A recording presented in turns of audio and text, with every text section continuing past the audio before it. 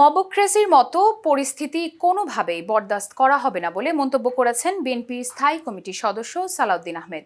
তিনি বলেন, শৃঙ্খলা ভঙ্গকারী কর্মকাণ্ড দমনে কঠোর পদক্ষেপ নেওয়া জরুরি। রোববার রাজধানীর বনানীতে গণমাধ্যমের সম্পাদক ও জ্যেষ্ঠ সাংবাদিকদের সঙ্গে এক মতবিনিময় সভায় তিনি এসব কথা বলেন। সাম্প্রতিক সময়ে প্রথম আলো ও ডেইলি স্টার কার্যালয়ে হামলার ঘটনায় উদ্বেগ প্রকাশ করে সালাউদ্দিন আহমেদ বলেন, নির্দিষ্ট কয়েকটি গণমাধ্যমকে উদ্দেশ্যমূলকভাবে লক্ষ্যবস্তু করা হয়েছে।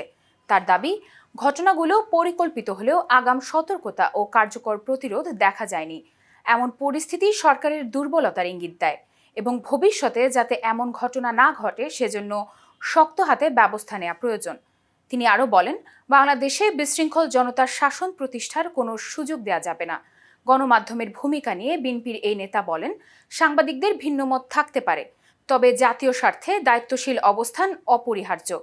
একই সঙ্গে তারেক রহমানের প্রত্যাবর্তনের মাধ্যমে দেশে গণতান্ত্রিক কাঠামো আরও শক্তিশালী হবে বলে আশাবাদ ব্যক্ত করেন তিনি এবং এক্ষেত্রে গণমাধ্যমের সহযোগিতা কামনা করেন। সালাউদ্দিন আহমেদ বলেন, গণতন্ত্রকে প্রাতিষ্ঠানিক রূপ দিতে বিএনপি সবার সহযোগিতা চায়। তিনি আরও জানান, অতীতের ভুল থেকে শিক্ষা নিয়ে সামনে এগোনোর প্রয়োজন থাকলেও ফ্যাসিবাদের সময়কাল বিস্তৃত হওয়ার সুযোগ নেই।